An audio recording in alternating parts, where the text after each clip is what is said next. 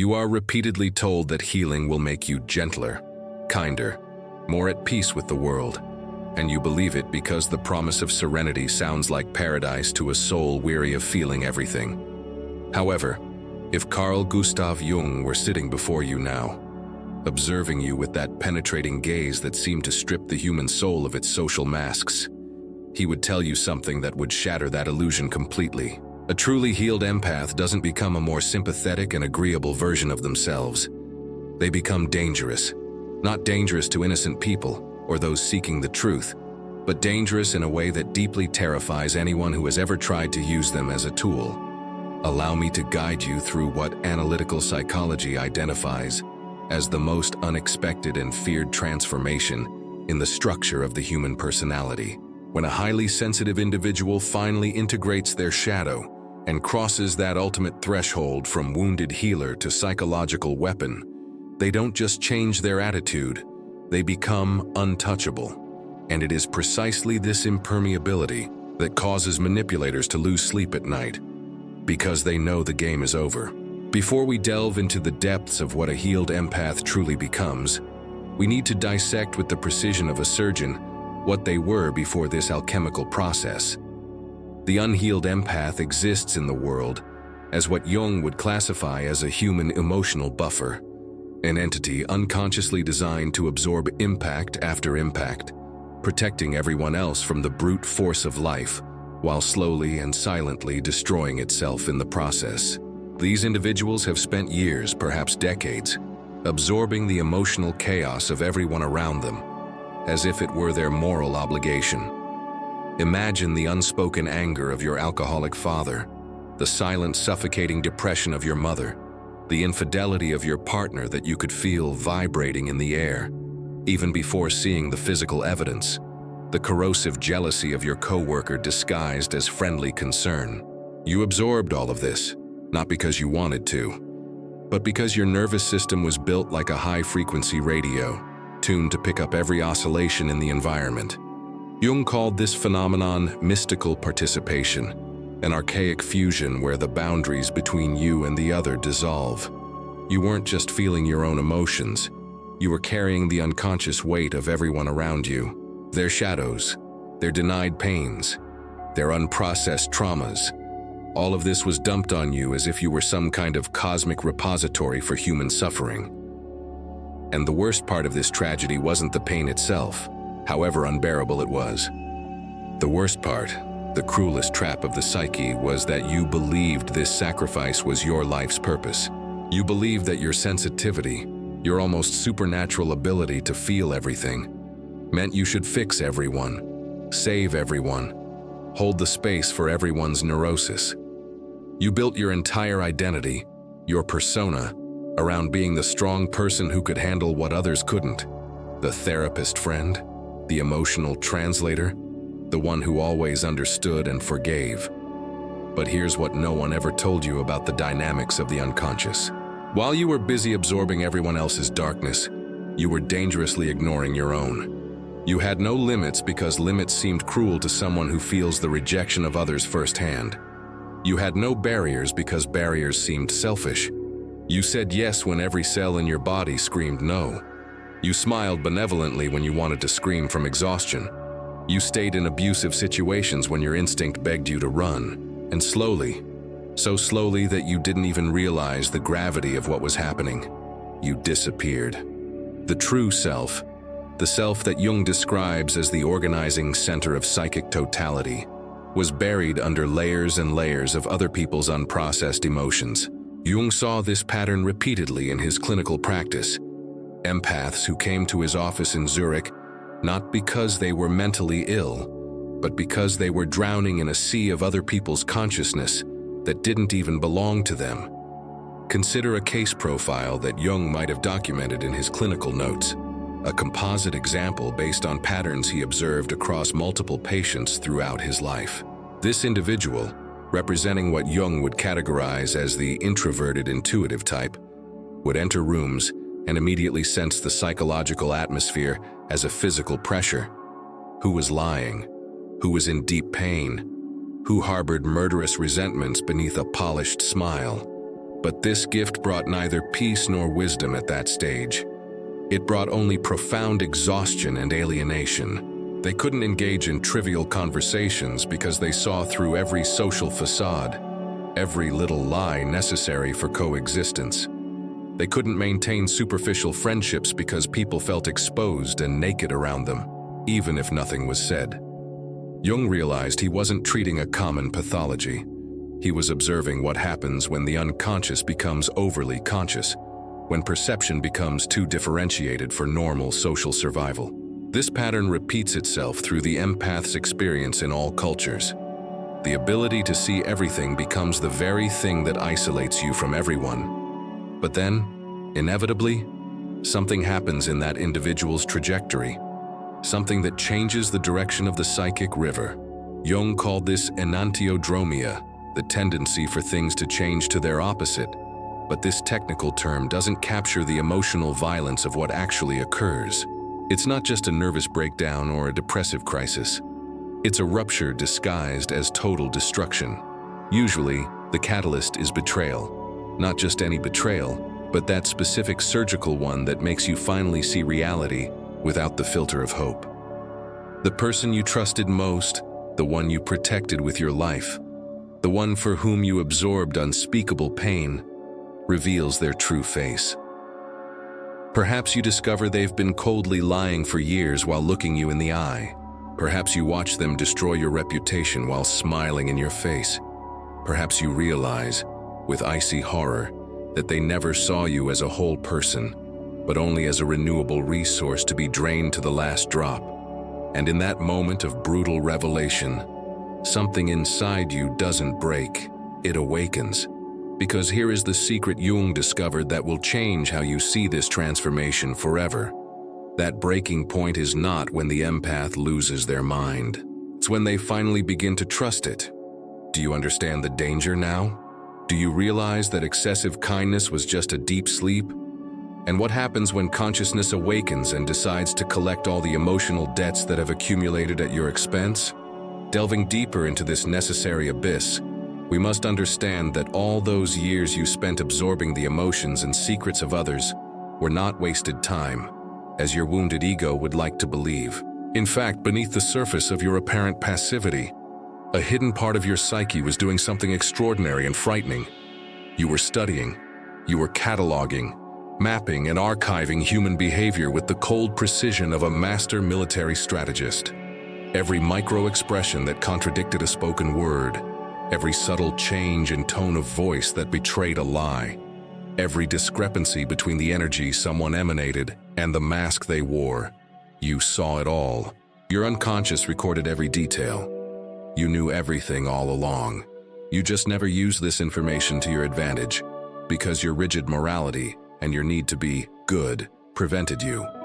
We see this dynamic clearly in the transformation story that analytical psychology repeatedly observes. The moment of awakening is not announced with trumpets or celebrations. It arrives as a cold, almost metallic clarity. The empath, who spent decades doubting their own perceptions so as not to offend others, suddenly stops doubting. The inner knowing, that intuitive voice they suppressed for years to maintain a false peace, becomes louder and more authoritative than any external voice trying to convince them otherwise. The healed empath emerges from this awakening as something Jung called psychologically whole, a term that carries immense weight. They have integrated their shadow. And contrary to what popular culture teaches, their shadow is not evil. The shadow is the repository of every quality that society and family have told them to suppress in order to be accepted. Their sharp intelligence, their righteous anger, their ability to say no without guilt, their willingness to let people fail and deal with the consequences, their capacity to turn their back and walk away without explanation, their innate talent for seeing through manipulation in real time. When these previously rejected and feared aspects integrate into the conscious personality, when the empath finally takes ownership of every part of themselves, they cease to be a victim of circumstances and become an architect of destiny. Empaths are not broken beings in need of repair. They are alchemists in progress who were merely in the calcination phase. And now, Three distinct stages of power begin to unfold, each more formidable than the last. The first of these stages is what we might call the mirror effect. The healed empath abruptly stops absorbing your emotions and begins reflecting them back to you with relentless fidelity. They are no longer a sponge soaking up other people's dirt. They are a polished mirror, and not the kind of mirror that distorts the image to make you feel better or more beautiful. It's the kind of mirror that shows you exactly who you are, unfiltered, mercilessly. Let's visualize a practical narrative of how this operates in the real world so you can feel the impact. Imagine you are a narcissist who has spent years using empaths as emotional ATMs, extracting validation and energy whenever you wanted. You say something cruel, they absorb it and cry.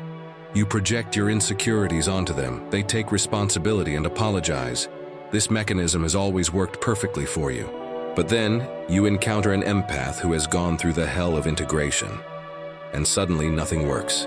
You try your usual tactics, the control playbook you've perfected, the blame game, the subtle gaslighting, the destructive criticism wrapped in feigned concern. And instead of absorbing the blow as they used to, they just look at you. They really look at you, with a silence that's louder than any scream. And in that look, devoid of fear or need for approval, you see yourself. Not the grandiose version you pretend to be for the world, but the real version. The small, insecure, desperate, and manipulative version you've been hiding, even from yourself. It's a terrifying experience for the manipulator, because the healed empath isn't judging, which would allow for a defense. They aren't angry, which would allow for a counterattack. They're just holding up a psychic mirror, and you can't stand what you see reflected. So you do what all unconscious people do when confronted with their own shadow. You attack the mirror. You call them cold, selfish, arrogant, say they've changed and aren't the sweet person they used to be. And they just smile, a calm, enigmatic smile. Because they know exactly what you're doing. They've seen this pattern 1,000 times. They wrote the book on this behavior. The mirror effect destroys manipulators because it removes the greatest weapon they possessed, their willingness to doubt their own perception of reality. The healed empath trusts what they see completely, and this unwavering knowing is like kryptonite for anyone whose existence depends on distorting the truth. Jung documented this phenomenon extensively through his clinical observations. When empaths stopped questioning their intuition, they became immune to the very tactics that had controlled them for years. The gaslighter's power evaporates instantly when their target no longer questions their own sanity. The guilt manipulator fails miserably when their victim no longer feels obligated to carry a shame that doesn't belong to them. But this is only the beginning of the defense. What happens when this defense transforms into an offensive strategy of preservation? What happens when the empath decides who enters and who stays out of their sacred realm? We now move on to the second stage of this alchemical transformation, a territory that most people mistakenly interpret as coldness or arrogance, but which Carl Jung would immediately identify as the manifestation of the guardian archetype. This is the stage of selective empathy, and it is here that external confusion reaches its peak. The people around them, accustomed to their unlimited availability, expect the healed empath to remain an open door or to close completely in bitterness. They operate in simple binaries, but the integrated psyche does not operate in extremes. It operates in regulation. What happens in reality is that the empath becomes the gatekeeper of their own soul.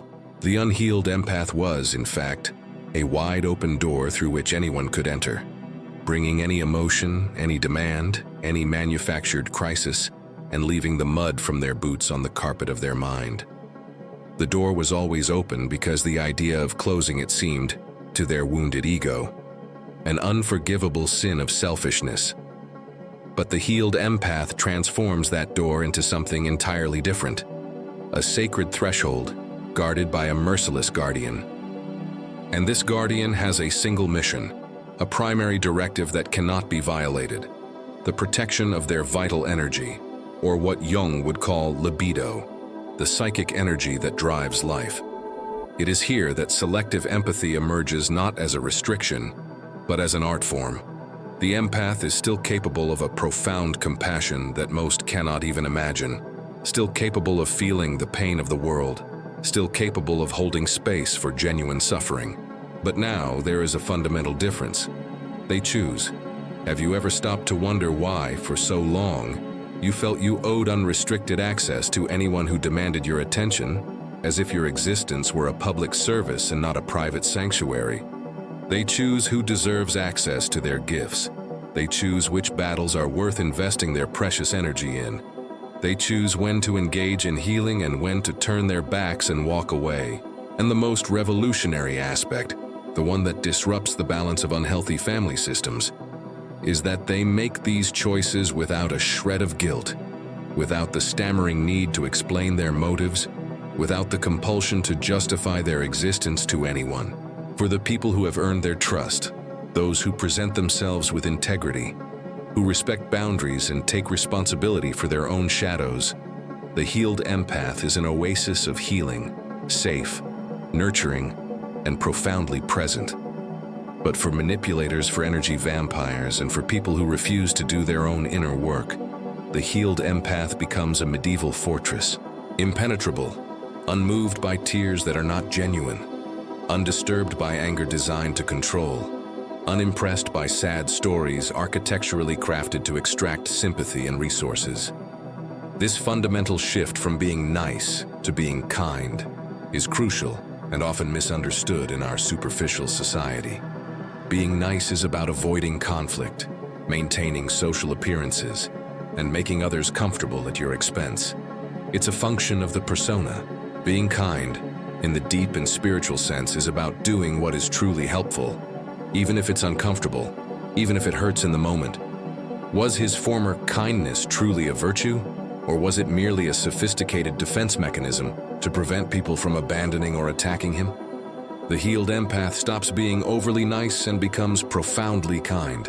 Kind enough to allow people to face the inevitable consequences of their disastrous choices, knowing that interfering would rob them of the opportunity for growth. Kind enough to refuse to enable the dysfunction of an addict or a narcissist. Kind enough to say an absolute no without apologizing afterward. And here's what makes this stage so powerful and intimidating. The empath's selectivity isn't based on moral judgment or superiority. It's based on something far more sophisticated and ancient: pattern recognition. They've seen how certain personality types operate in practice. They know the downward trajectory of relationships built on manipulation. They can predict the tragic outcomes because they've witnessed the same patterns unfold dozens of times before, in their own lives and in the lives of those they've tried to save. The healed empath no longer needs 3 months of interaction to figure out if someone is genuine or a fraud. They know, with visceral certainty, within 3 interactions. How many times have you ignored that silent warning in your gut, only to discover months later that your first impression was painfully correct and that you wasted time trying to prove your intuition wrong?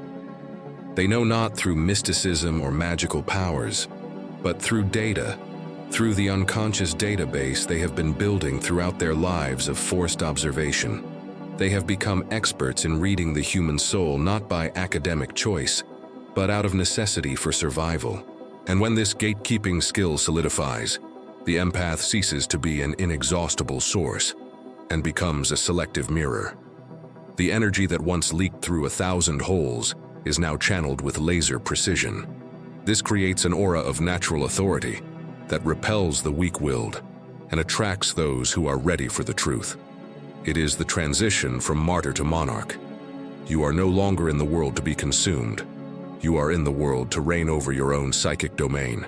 And this sovereignty is the only real basis for any healthy relationship.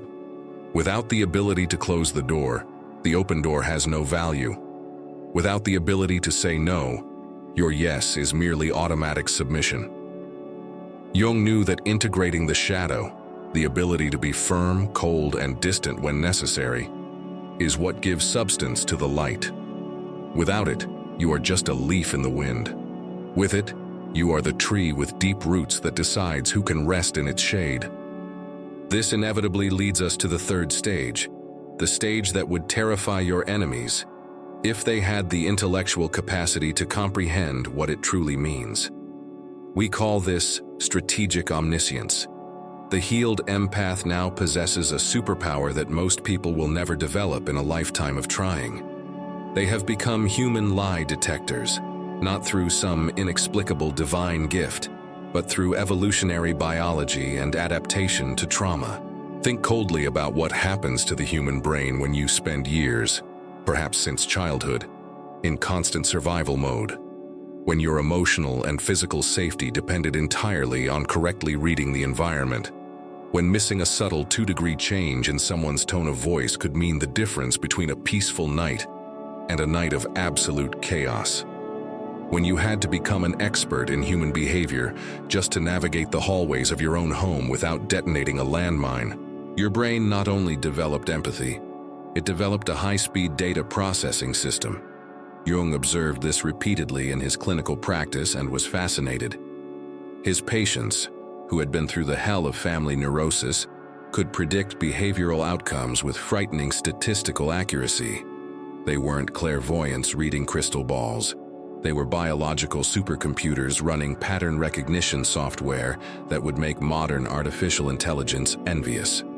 Every traumatic interaction was stored data. Every manipulative conversation was archived information. Every toxic relationship was an in-depth case study of human nature. The unhealed empath diligently collected all this data, but felt guilty and judgmental if they dared to use it.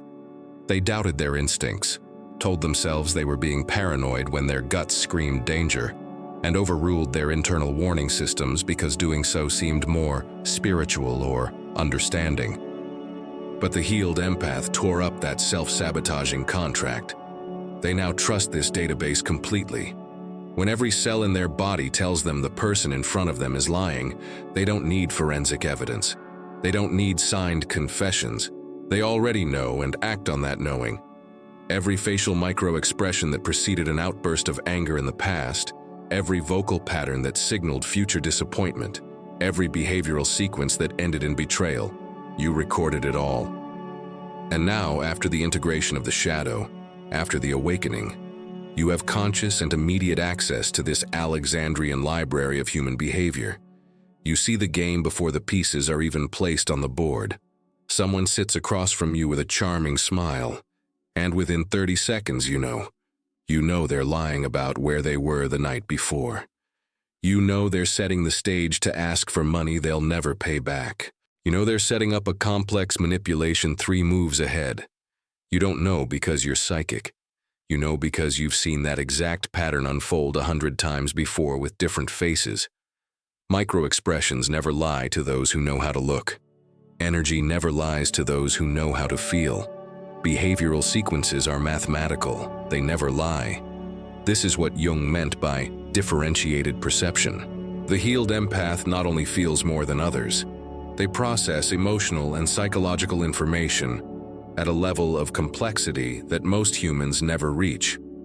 They are operating with a cognitive structure that took years of pain to build, but which now functions as an infallible 6th sense. And here's the twist that makes this truly dangerous, the secret Jung whispered.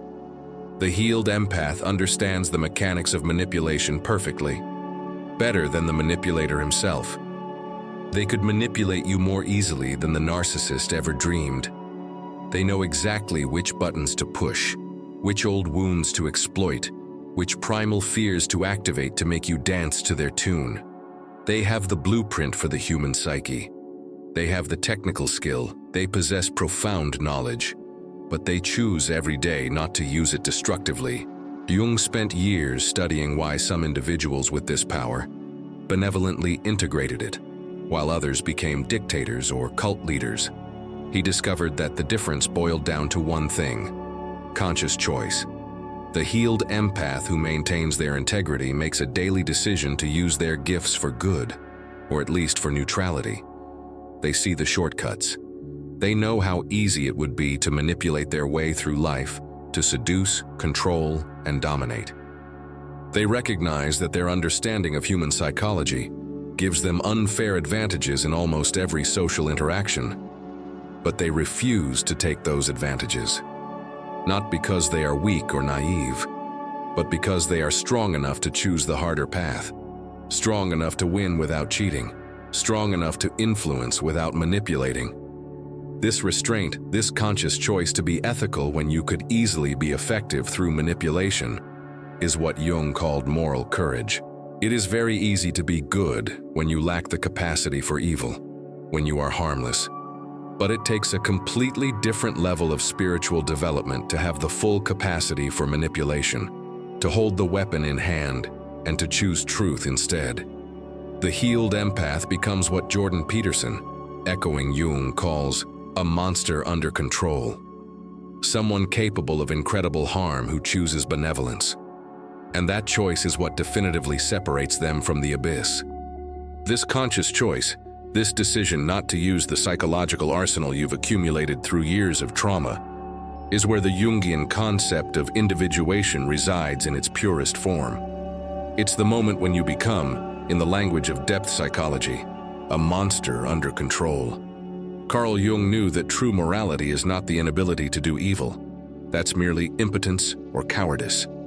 True morality is the full capacity to cause harm, the ability to be as cruel and manipulative as your tormentor, and the voluntary decision not to be.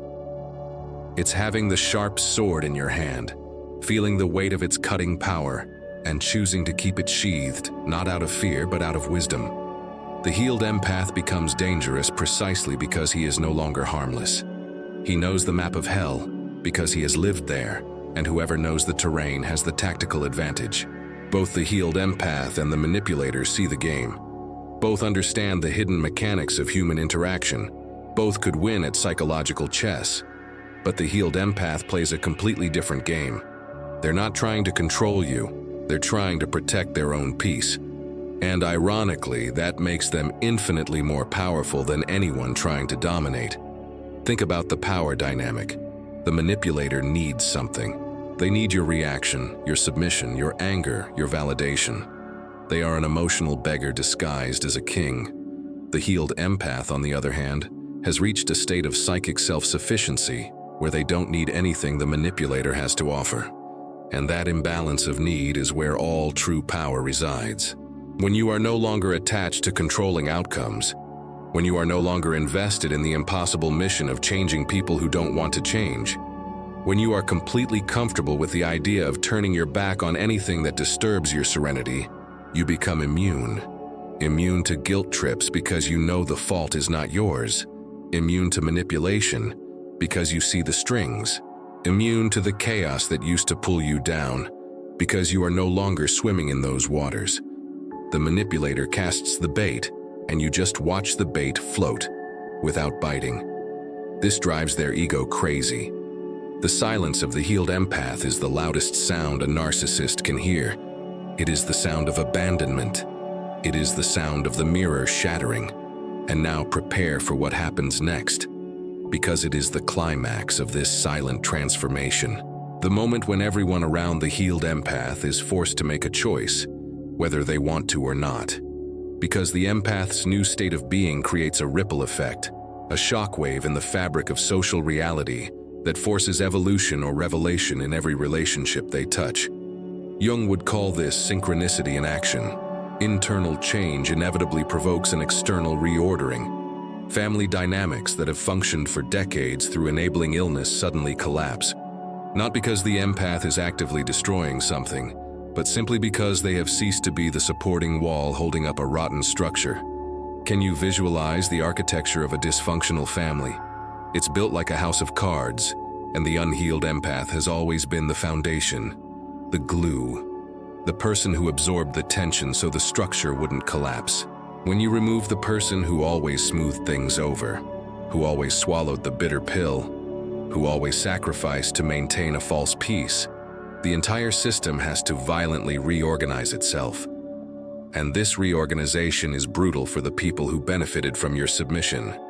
Your alcoholic father can no longer comfortably drink himself to oblivion while you clean up the emotional and physical wreckage the next day.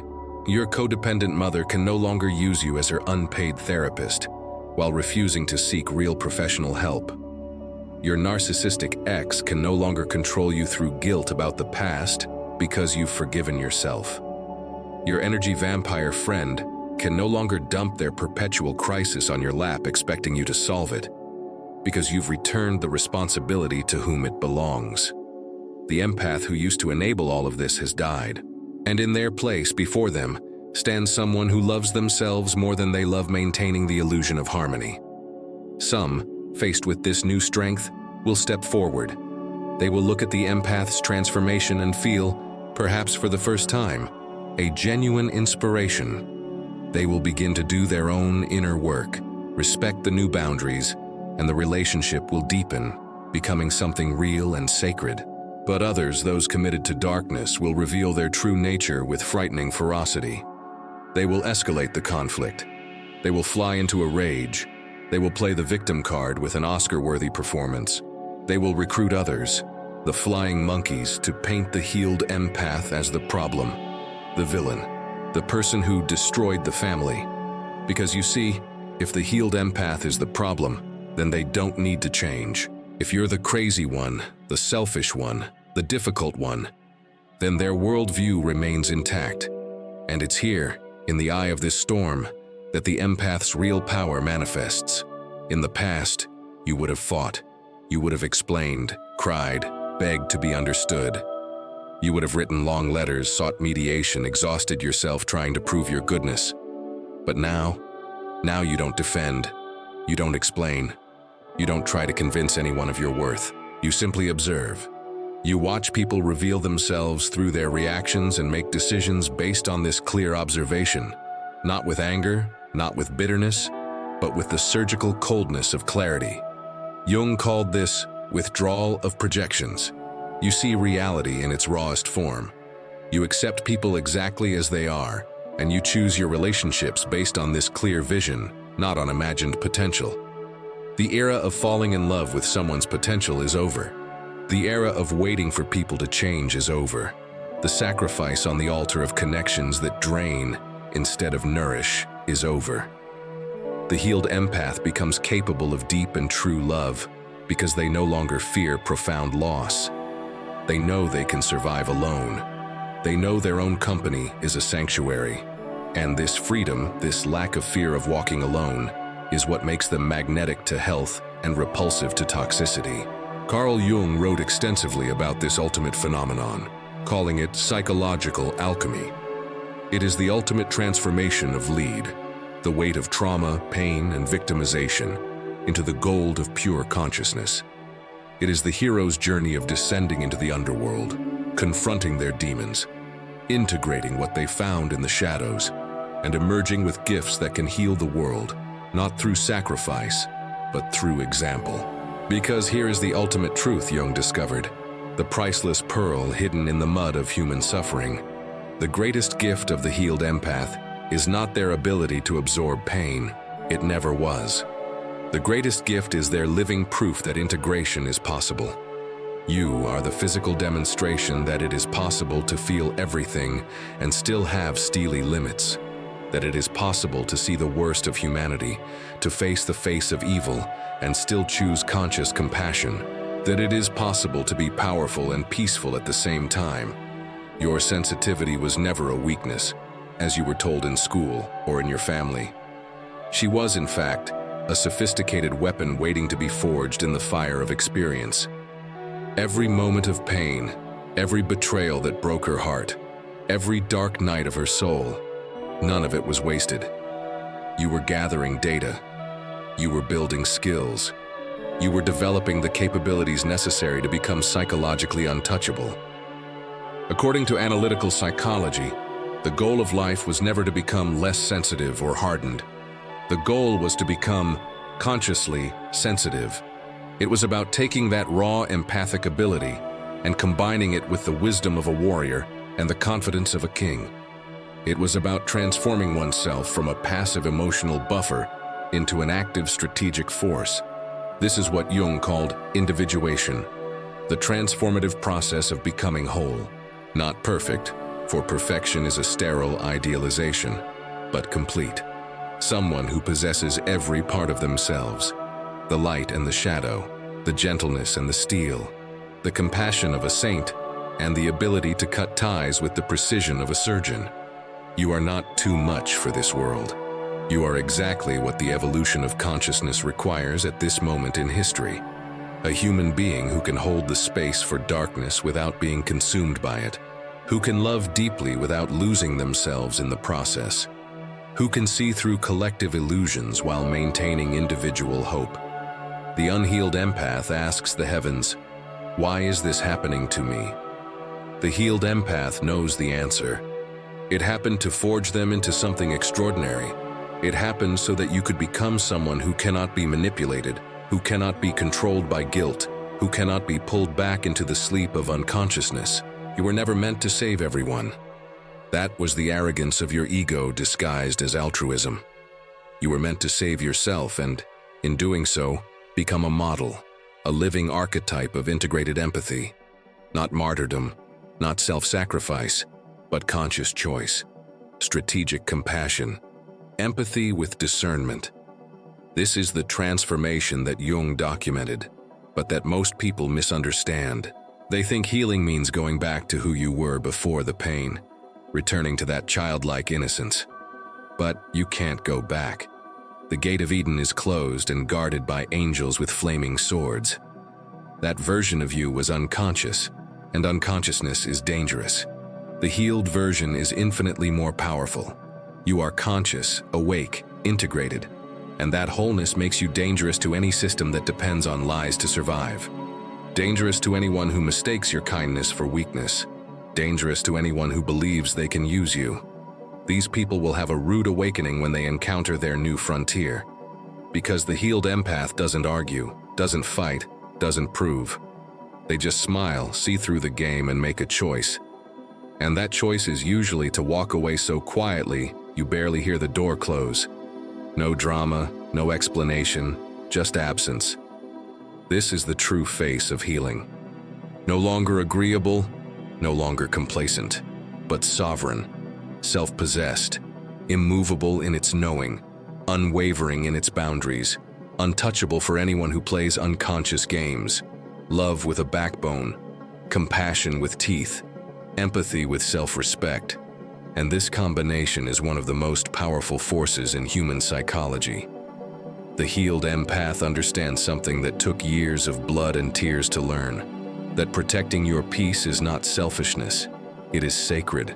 It is the primary duty of the soul, that walking away from toxicity is not giving up, it is leveling up, that choosing yourself is not cruel, it is necessary for the survival of the spirit. And when you finally make that choice, when you decide that your well-being matters more than the comfort of the people who use you, something changes in the frequency of the universe around you. The people who drained you begin to avoid you as if you were repellent. The situations that exhausted you stop appearing on your timeline. The drama that used to follow you like a shadow suddenly can no longer find you. Not because you're hiding, but because you've changed the radio station. You're operating on a level where unconscious behavior can't reach, where manipulation bounces back like water on a stone, where guilt trips land in empty space because you're no longer standing where they used to land. This is Carl Jung's true promise to you. Not the ability to feel everything indiscriminately, but the wisdom to choose what deserves to be felt. Not the ability to help everyone, but the discernment to invest only in those who are doing their own work. Not the gift of infinite patience, but the strength to walk away when patience becomes complicity.